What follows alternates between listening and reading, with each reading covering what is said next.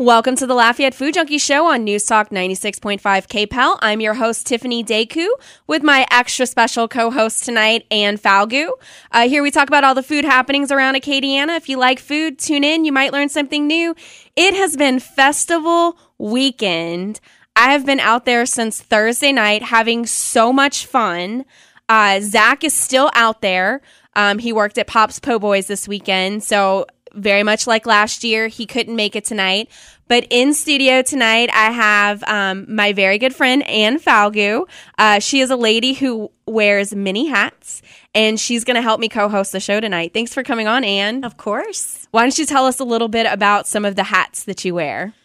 All right, Tiffiany. Some I'll leave off the radio show. But to start off, I guess, I've recently started a job as the executive director of Vermilion Economic Development Alliance, which is really a new organization intended to encourage a positive business community down in Vermilion. I'm also the president of the 705, which is a young professional organization aimed at improving the Acadiana community any way we can, usually through personal engagement and civic involvement. I am a food blogger. I guess cooking blogger is the better term. I write about home cooking. I have a column with the Daily Advertiser, and my dirtiest, most ill-fitting hat is mommy. I have 3 awesome, really well-fed kids who keep my life pretty interesting. So that's it. You're a busy lady. I'm a busy lady, yes. But thank you so much for joining us. Of course. So I spent the majority of my festival, my home base was the garage, which is next to Zoom Photography. Shout out to Travis Goche for allowing me to hang out at that space and charge my phone and steal waters from his fridge and use the bathroom. So that was kind of my home base. For the weekend, I got to hear some cool bands while I was there. I got to see some great art. Herb Rowe and Amanda Holt Robichaux were showing their art and selling their art there this past weekend. And so it was really cool to get to hang out with them and see all this art, hear these great music, and water and bathroom. I think a clean bathroom might be the most important part of the festival. Yeah, the clean bathroom and the phone charger were the 2 most important things for refueling for me. So it was Absolutely. It was good. Also, there was like there was couches and AC. So there was a few times where I felt like I was almost like melting into the couch and not wanting to go, especially today. I got a little burnt today. I see that. I was showing Ann before the show started, I was like, this is a single girl problem, and that you can totally tell where I couldn't get the sunscreen on my back because that's where the sunburn happened. So put that on the list of another reason why it sucks being single. But that kind of happened today. But did you get to eat any good food while you were out there? I did. I discovered the Booth Alligator while I was there down in Park Sans Souci. Okay. There's a little Cajun country place that had, alligator bites that were incredible. They had boudin and things too. My kids are suckers for dinos, and they had a great little booth out there. But basically, we picked up something from everywhere and just tried to consume as much as possible. I think this year's goal was to try things that I usually didn't try. To try to expand my list next year of what you should eat for festival. I think next year's goal is going to be to eat at all of the vendors, one thing from all of the vendors. I think next year is goal. And maybe the next year after that, it'll be eating everything on the vendors. Well, I'm wondering if you can't get the spinach shrimp boat or crawfish boat without anything in it and just take the boat around and start collecting things. Just start a buffet line. Like the St. Joseph altar, right? Yeah. You get the bread and then everything piles on top and you could just carry that around. Start that next year. Just solicit for food, I think the highlight of this weekend for me was the bourbon berry smash from Pops. Yum. I was walking around Thursday night. It was a little warm. They happened to post on Instagram this pink lemonade. And so that's really why I went. I was like, I want this pink lemonade, and I'm going to try one of their po' boys. There wasn't a lot of foot traffic yet, so I was like, this is perfect time. They had a limited po' boy menu that weekend. Get there, and I was like, oh, I saw your drink on Instagram. And she's like, well, actually, we have 3 drinks. And I was like, well, what are the other drinks? And she said they have a Bloody Mary, which they're making their own Bloody Mary mix with a pickled green tomato juice is what they're using. It was a good Bloody Mary. I had that the next day. I actually told them that I was just going to work my way through all the drinks. Maybe that's what we should do next year. Yeah, is work our way through the drinks. Cocktail. Yes. I will help you. We're supporting festival. Yes, absolutely. But she said, "Oh, we have this bourbon berry smash and it's really good." And I said, that sounds interesting. She's like, "Yeah, it'll get you smashed." And I said, "Well, clearly that's how I want to start. I'll take one, please. I'll start this day with that." So I took it. First sip, you could totally taste the bourbon. I mean, there was a little tiny bit of berry in there, but it was mainly bourbon. And you're not complaining. Needless to say, I told everyone the whole weekend. The advertiser tweeted it as being my recommendation, like to go get the bourbon berry smash. And when I had got it, they were almost out of their mix. Like they had made like their first batch and they were almost out. So like everyone was buying it too. But that was, I think, the highlight for me. I also tried a boudin egg roll, which I was expecting it to have like the layers, like boudin, pepper jack cheese, and jalapeno. No, it was mixed together. So that was I tasted that also. Pretty interesting. One of the vendors had this fried shrimp with this really cool looking sauce on it. I didn't get that this year. Was the Zydeco shrimp or something? Maybe so. I want to say it was like that. It was the Asian vendor over there where the crawfish boat was and all of that. And Port San Souci. Yeah, I think that's where it came from. So I wasn't exactly sure. I got my oysters that I always get. Another highlight for me, Evolve always does a pop-up, and she did one on Saturday. She did it was a coconut cacao smoothie, and it was literally just like raw cacao powder and coconut, and she served it in a coconut too. Super healthy. Yeah. And then you added rum to it, and it was great. And I mean, even if you don't like the drink, it's fun to say cacao over and over again. Exactly. Cacao. See, I mean, just try it at home. Just go ahead in your cars. Now cacao. Go ahead. Now you're saying it. But and then today I went and she made like a special mix for festival. It was called Festivolve, and it had watermelon and rose water and something else in it as well. And that was great too. And today I was not drinking. I was hydrating from, I had a lot to drink yesterday. So I don't drink every day. I do put, she's backpedaling people. Days in between my drinking. So I drank Thursday night, didn't drink Friday night, drank Saturday, didn't drink today. Today was all about hydrating because it was so hot. Well, I saw Mel also posted with Evolve that they were extruding frozen bananas and fruit. Yeah, she was doing like to make an ice vegan ice cream. Yes. That's something we do at home all the time, and it's wonderful to see her incorporating that into the festival menu because it was hot. Yeah, it was super hot today. So, I mean, I'm sure she sold out of that and her coconuts because, I mean, she was just selling the coconut water. She also had this beet juice that she was selling as a hangover cure. Yeah. But she sells that at the Horse Farm, too, on Saturday morning. So I have been known to purchase them. Yeah. Pretty good stuff. I know a friend actually picked up 5 bottles for every day of festival. Nice. But we are going to take our first break, and when we come back, Zack is going to be calling in, and we're going to talk to him a little bit. So come back to us. It's the Lafayette Food Junkie Show on News Talk 96.5 KPAL. Welcome back to the Lafayette Food Junkie Show on News Talk 96.5. I'm your host, Tiffany, and I can't talk all of a sudden. And we have my extra special co-host, Ann Falgu, filling in for Zack, who is on the phone with us right now, who is still out at festival. Zack, what does it look like out there right now? Well, first of all, you can't talk because you drank all weekend at festival. I did not drink today. Truth. I heard the last segment part, and that was a lot of drinking. No comment. You should see your sunburn. Oh, really? I stayed inside of a kitchen, so I'm good. So we were talking about the bourbon berry smash. How popular was that?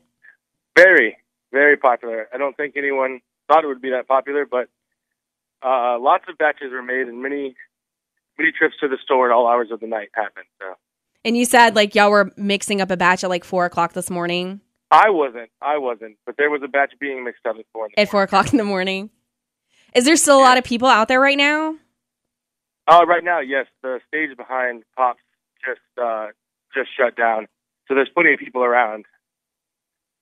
So, what were the best selling po' boys of the weekend? Oh, well, there's only 4, so all 4 of them sold very well. So they were all equally popular. I had the Baba shrimp. I probably said that completely wrong. That was probably the favorite, and then the falafel, when people started realizing we had a vegetarian option. Yeah, that went quick. And the last hour, crawfish boils were selling a lot. So. See, and a few people were complaining that they found them to be pricey, but they're huge. And I ate half of one and then was able to eat it. So 2 people could easily split that. So I was like... Yeah, but that was one guy who complained on social media who... That's not quite fair. And on top of that, look across the street at all the other vendors who... For $2 more, you get half the amount of food. Yeah, no, I felt that was not an expensive price at all because 2 people could easily eat a po' boy. Not only that, but you're looking at quality seafood too. I'm willing to pay a little bit, even if it's not expensive. Willing to pay a little bit extra for good stuff. Yeah, and we're getting Gulf seafood. It's not like we're getting like Taiwan shrimp or some. That's awesome, right? You know, and plus, look at other places around town. We're definitely in the running for the same pricing. So, did you get to eat anything while you were out there? No. not besides the leftover shrimp that we had. No. So, how different was working at Pops this year from working on the food truck in previous years? Very, very. A lot. I know you said you had AC, and that was like one of the pluses. Yeah, pretty much. It was a lot different just because it was on a different side of festival. It was different stuff we're serving. But at the same time, I missed the chaos of a food truck in like tight quarters. Right. Speaking of that, it did pour down rain yesterday, and they kind of shut down some of the acts. And while that was happening, Viva La Waffle had posted for people to please come out to the beer garden and support the food trucks when the rain let up. Just because so much preparation goes into doing a festival like this, and weather not cooperating can be catastrophic for you guys. And I know that I saw the post, I shared it, and I got my butt out of bed, went to go try to find some rain boots and took an umbrella and got out there to spend my money, to support the vendors. Because it was so true what he was saying. And even Melody had said that too, that she came with all this product because she was expecting it to sell and didn't sell anything. I think like towards the end of her day, like it started picking up because it did. I know yesterday night, I went into the beer garden and it was wall to wall people. Absolutely. You could not move at all. And so everyone was at the food trucks. Weigh in on that a little bit. I mean, you've worked in a food truck. You know how the weather plays into that, going into, preparing for an event like this. Yeah, that's a you said a catastrophe, or could be a catastrophe. Right. In this scenario, when it's Festival International and you have more time, if it was a one-day event, if there wasn't today, if there wasn't, all night last night, imagine how bad that would have been. A festival was one day. Right. It rained for 4 hours, So at least in the scenario of being a vendor, you have more hours to sell your product than a normal one-day event. But yeah, we're just happy people came out after the rain. Exactly. I mean, they were out in droves. Like there was one vendor that I was trying to go to last night that was selling that seafood eggplant volcano thing. You couldn't even get over there to that side of the vendors. There was like so many people that we ended up leaving and went to the beer garden. And then the girls that I were with got Viva La Waffle. And I was actually checking out Blanchard's Barbecue. They did like this barbecue cheese French fry. Yeah. That's why the line was wrapped around the beer garden last night. And so and bacon. Oh, and bacon. And I wanted to get it today. Like that was on my list to get for today.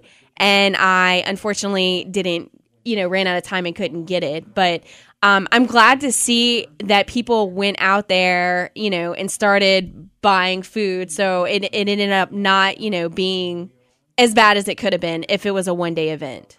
Correct. So any interesting things happen on the pop side during festival? Any funny stories? Plenty of which, none of which I can share with you. Share on the air? No. Did you? No, not at all. Did you see anything interesting or cool festival wise, like passing by, that you can talk about? Like the marching band that was going up and down the street. There was also a movie filming. Yeah, we saw that. We saw that a little bit.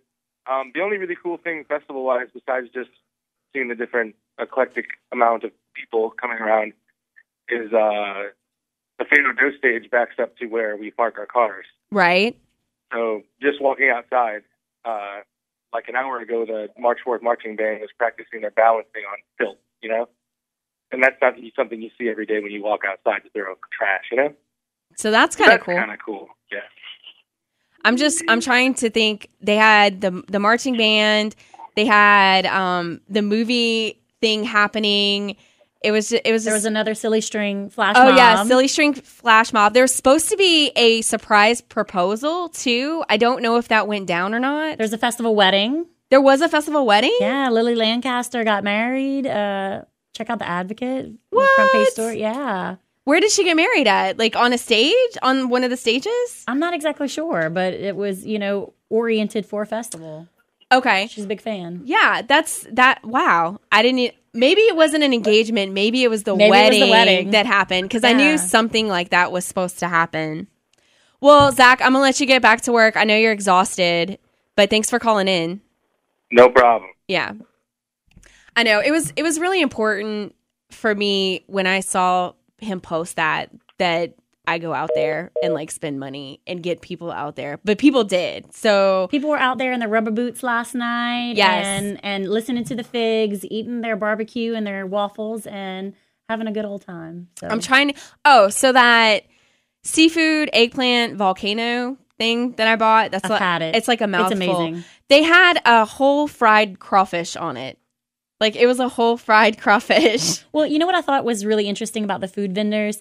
They weren't just churning out, quote unquote festival food, right? Mm-hmm. They really took consideration into what they were serving. There was going to be a lot of people who were really interested not only in the way the food tasted, but the way it was presented. Mm-hmm. And that's really special about Festival International, I think. It sets it apart from some of the other festivals around town. So. Right. I had the blackberry lemonade from Pamplona's. I mean, I kept seeing people bring out the sangrias. Like they had like the small cups and then the huge cups. And apparently the huge cups were the sangria. Yeah, they were. I may have contributed to that a little bit Friday night. Maybe just a little bit. I'm trying to think what else. Oh, so I was really impressed. I think like the most famous food vendor at festival is the crawfish spinach bread bowl. Absolutely. And so I get there and the girl taking orders is like, "What do you need?" Okay, this money, and like just super fast service. Like some of the vendors, you have to kind of wait a little bit, like while they prepare it, but they have their knowledge and stuff in gear because they were cranking out those spinach crawfish boats. Like there was no tomorrow. And then my friends got the red beans and rice, and it was like the sausage on a stick. So they were like, "Why isn't it cut up in it?" But I actually liked. Because it's easier to eat on the go. That's why we should figure out how to fashion a spoon out of a link of sausage. Yes, with our red beans. I think that would be highly successful, and I think you're going to see Tiffany and I next year with our own booth of sausage spoons. Actually, Anne and I have talked about a lot of different entrepreneurial food ideas. We have mostly induced by Pamplona sangria. So I mean, it's all full circle. Yeah, it does. It all comes together. So maybe one day we will have sausage spoons. There you go. Anne and Tiffany. All right, I'm going to patent pin that. We're going to take another break, and when we come back, I'm going to get into my interview with Anne. So come back to us. It's the Lafayette Food Junkie Show on News Talk 96.5 KPAL. Welcome back to the Lafayette Food Junkie Show on News Talk 96.5 KPAL. I'm your host, Tiffiany Decou, with my special co-host, Ann Falgu, filling in for Zack, who is still at Festival. We have been talking Festival this evening. A little something that we're going to be doing going up to the Louisiana Hot Sauce Expo, which is happening July 18th through 19th. At Blackham Coliseum this year, is we're going to have a little segment on the show called Meet the Vendors. So each week we're going to have a different hot sauce vendor come on the show, and they're going to super quickly kind of talk a little bit about what they are serving. We have Catherine Bell with Country Boy Brand. They're going to join us, and they're going to be in corner booth D5 for the Louisiana Hot Sauce Festival. Let's talk to Catherine. Catherine, are you there? Hey, Tiffany. Hey. Yeah, I'm just glad to be here. Thanks. Real glad to be here. Thank you. So tell us a little bit about your product.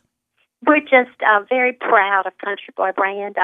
It's been a Louisiana product since 1995, and we are, Philip and I both moved from Hattiesburg, Mississippi over here and joined Louisiana and bought Country Boy Brand because it was going in a different direction than what it should be. And so we decided we were going to take this unique product, and we were going to put it out there for all of the cultures of Louisiana to see and use. And I mean, it has been such a blessing for us because the product itself is such a natural and a very simple product. It's corn products. And okay. All of our corn products are all made by the real live Indian corn. And it comes from Iowa.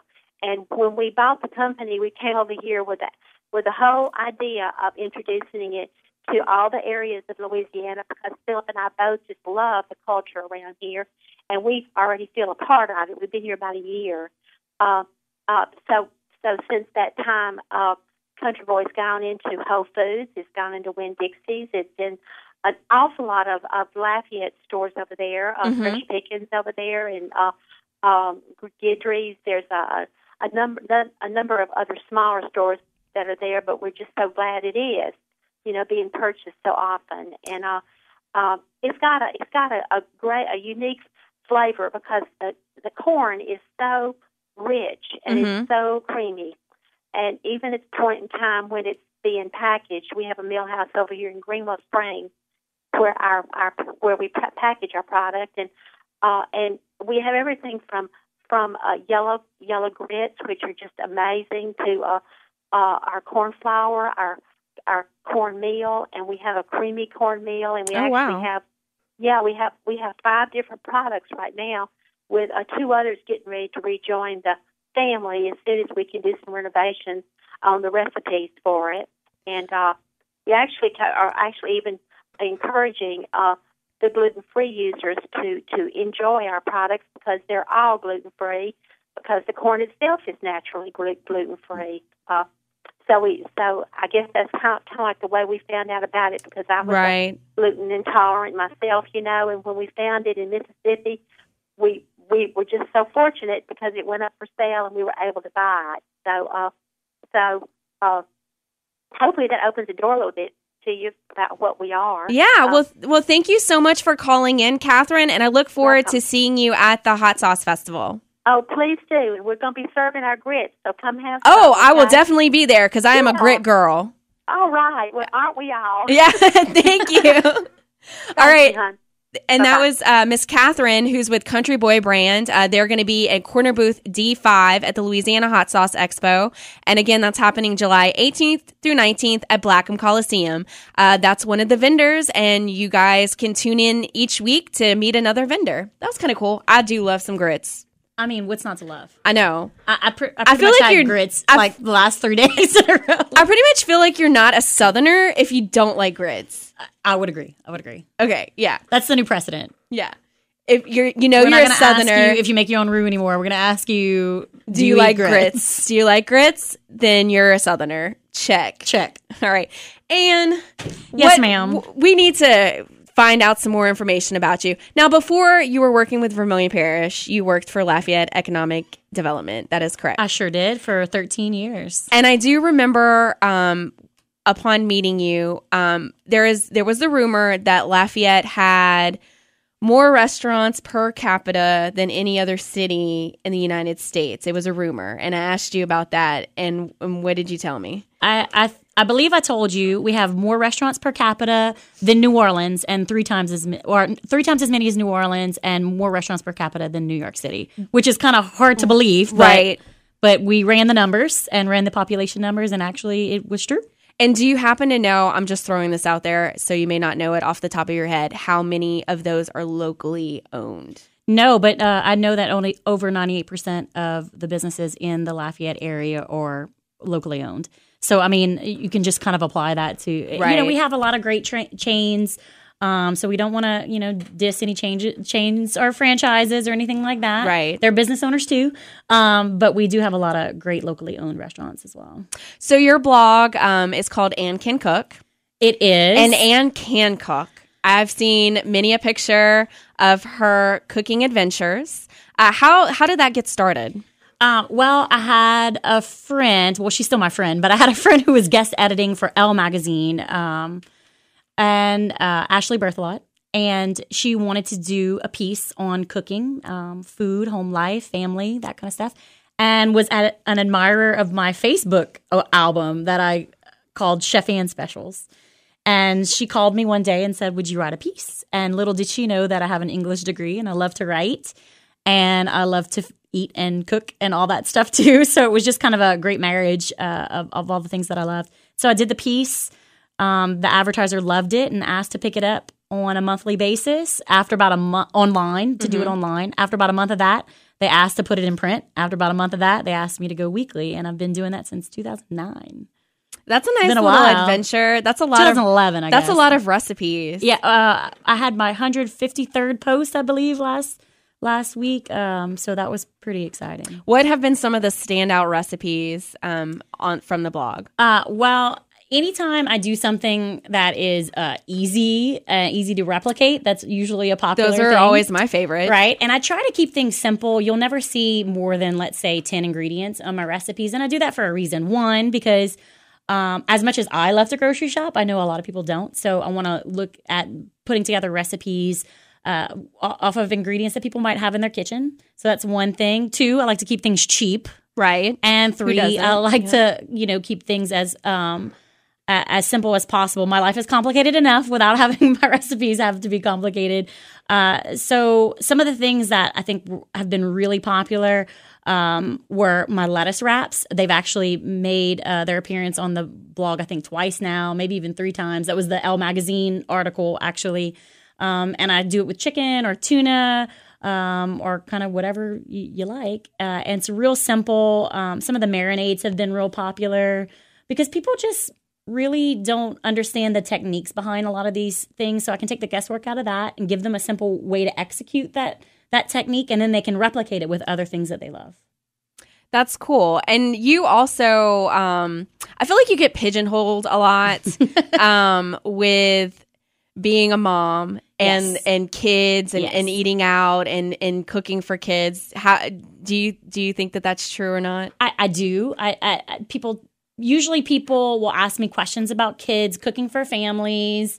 Cooking with vegetables seems to be a big thing, but that's usually because they have kids who don't like vegetables or big kids who don't like vegetables. Right. But, I also every once in a while do some cooking classes at E's Kitchen or, take some specialty requests. I had someone come up to me recently and said, we're vegetarians and we love your column. Could you transform a typically, meat-ridden dish into something vegetarian?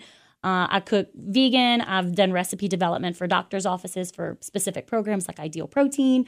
So I have a pretty large repertoire only because I've been doing it for so long. And my readers are awesome and give me great ideas and ask great questions. So I'm able to do a little bit extra beyond the kid stuff. But I love the kid stuff too.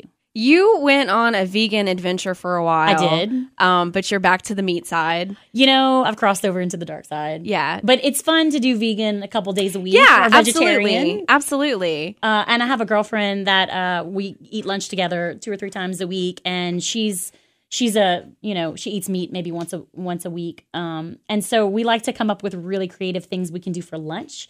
it's always nicer to eat a little light, one meal a day. We Yes. try. So we exchange really great ideas and see how much flavor we can pull out of vegetables, which is super fun. What was the hardest thing about being vegan, and then also cooking wise, like hardest thing? Well, I think the hardest thing is that there is no appropriate vegan substitute for bacon. Not a single True story. one. I mean, I love vegetables. I always have since I was a kid. We had a salad with every lunch, every dinner that my parents cooked. So vegetables have always been my friend. And I love seafood, but, I could go without beef, pork, chicken if I needed to. But bacon every once in a while, it's kind of like the breakfast go-to, and I'm a big breakfast person. Me too. So there was no substitute for bacon, no good substitute for bacon, but I've managed to find substitutes for almost everything else. It's hard, I think, cooking vegan because a lot of times you want to cook things down to get a lot of flavor out of them. And I think one of the best parts about being vegan or cooking vegan is that you let the vegetable shine. And it's kind of hard to do that when you're pulling all their nutrients out of them by cooking them for 3 hours. Right. So it was really always about finding that balance and incorporating as many fresh ingredients as I could with some stewed ingredients. And that's when we, really came up with some special things. All right. Well, we're going to take another break. And when we come back, we're going to have more with Ann Falgout, who's with Ann Can Cook. So come back to us. It's the Lafayette Food Junkie Show on News Talk 96.5 KPEL. Welcome back to the Lafayette Food Junkie Show on News Talk 96.5 KPEL. I'm your host, Tiffiany Decou, and my guest co-host, Ann Falgout, has been filling in for us. We just want to give another shout out to one of our sponsors. That would be Rev Coffee. And Ann, you are actually pretty well acquainted with Rev Coffee. I am. Because we have a mutual friend in Mark Whitney, the barista there. We love Mark. We do. I love that I can go in there and just say, make me something, and he'll just create something. Some baristas, bartenders hate that. They want you to know what you like, but they're the experts, right? Yeah. But if you are looking for something at Rev, get the Voodoo Elixir. It's amazing. Yes. I can't talk enough about it. I just one of my love favorites. how it's prepared, and like the display of it all is beautiful. It's like you're making a potion. Even the ice cubes in this coffee are gorgeous. Like, I loved taking pictures of it. Going to Rev is a culinary adventure. It's just like going to a great restaurant. You get the same kind of experience, and then you get to sit at the counter and hang out with the person making your coffee. And I think that's super special. Yeah, Rev Coffee is located inside of BB's on Pinhook. So go and check them out. I'm enjoying whenever I have my Mondays off, going and visiting Mark and writing there. That's my Monday writing spot. Good spot. Go check out there. Okay, so something that happened in the break. We were talking about kids, and our producer was talking about his 4-year-old daughter. He can get her to eat vegetables and stuff, but she won't eat meat. And you said that you have the same problem. I have the same problem with my 8-year-old, and we decided to pick our battles and not force her to eat meat because, there's we grew up in a generation, I think, that it was a clean your plate generation. Right. And look where that got us. So we don't play that game at home. We really focus on, if we want her to eat meat, it's probably because we want her to have protein. So we make a deal. She eats really healthy and really balanced. And if she has no protein in her lunch or dinner, she might have to eat a cup of Greek yogurt. We do rice and beans for her, which, creates a complete protein when eaten together. We'll do quinoa, which is, a plant-based complete protein. And so there's a lot of ways to incorporate those things. Even broccoli has protein, right. At a lesser level than meat. But there's different ways that we can add it into her diet through, different products where she doesn't have to feel like eating is a chore or, it makes her feel bad to eat. Sometimes it's a fight, and dinner time is supposed to be fun. So we have fun. So what are some of your non-kid friendly favorite restaurants in town? Non-kid friendly. Okay, well, so this is going to be really funny because my kids actually do love this place, but my daughter works at Bread and Circus. Going to give them a little plug there.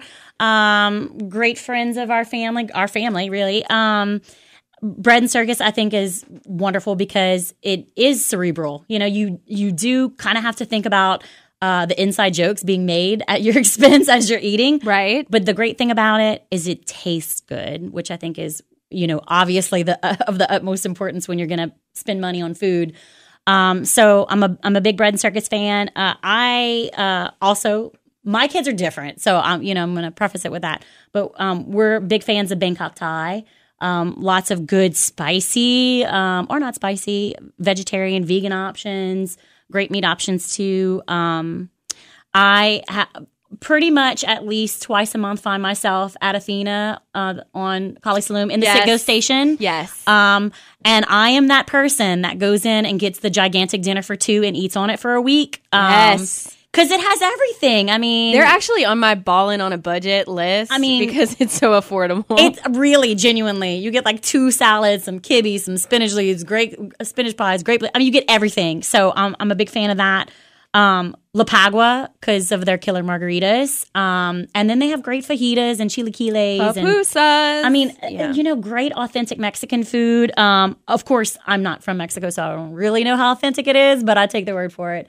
But it's delicious. And so that's one of my favorites too. Yeah, I mean, I have tons of favorites. Pretty much, if you ask me what I want, I can tell you where I want it. Yeah. I know you were like, when I was prepping you before the show, you were like, but I have 40. And I was like, just say 5. That's what I do. Well, I mean, I have to give Vermilion Parish a little love, too. We have, like, Seafood Row. Yes. That's where I actually go for seafood is Vermilion Parish. You have Riverfront, Shucks, Blacks, and Dupuis right in a row.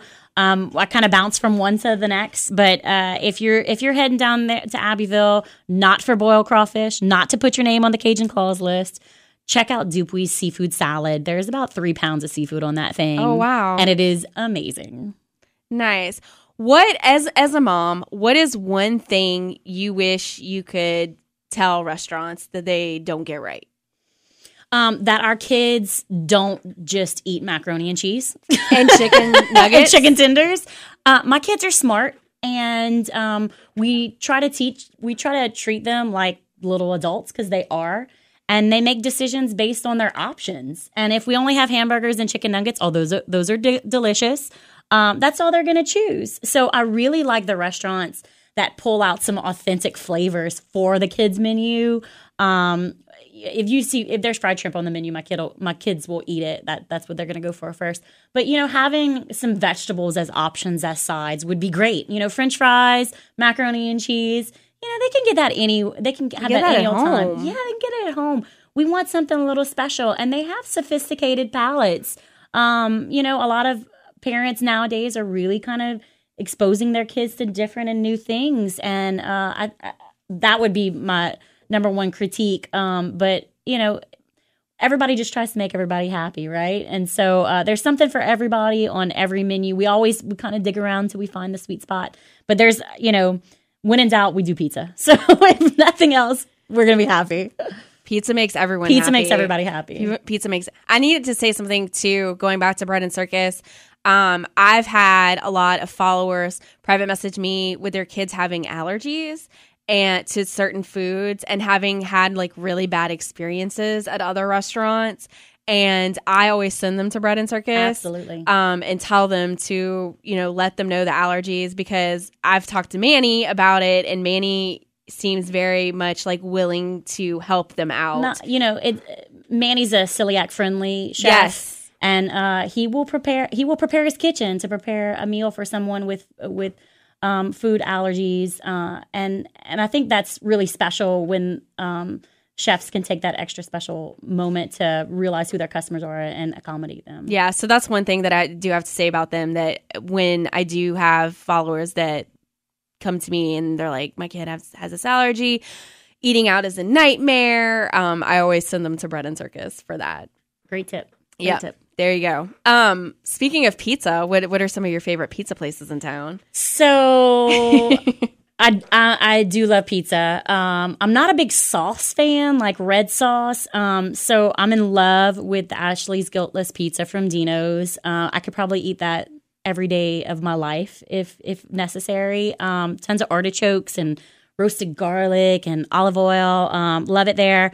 I'm a big fan of La Pizzeria. I always get their salads because it comes with this caramelized onion pizza, which is super simple. It's dough, cheese, onion, and I like the kibbe crust pizza. It's super great. And speaking of kid friendly, if you haven't been out to Pizza Artista yet, yes, they have been getting so much good support. Super fun and great for kids. They have a cool hand washing area. They do. They have a cool hand washing area. Great coloring sheets. Fun place.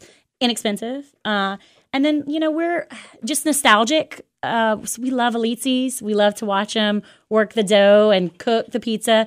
I love the canned mushrooms. I'm not even going to lie. I love the canned mushrooms on the pizza. This is a tip. Vegetarian pizza at Elites. Have them add fresh tomatoes and cook it a little extra. The crust gets nice and firm because they're so heavy topped. They're so heavily topped, that they need a little support. But if you have them cooking just a little bit extra, it comes out perfect every time. We are learning all kinds of things on tonight's show. We like to eat at our house. And you have been a great guest co-host. I hope Zack is listening right now. You have been I'm gunning for your job, host. Zack. Thank you so much for joining us. Of course. It's been a blast. All right. That's our show. Thank you so much for tuning in. Join us next week, Sunday at 6 p.m. This has been Tiffiany Decou and Ann Falgout on News Talk 96.5 KPEL. And this has been the Lafayette Food Junkie Show. Thanks for listening. And as always, happy eating, Acadiana.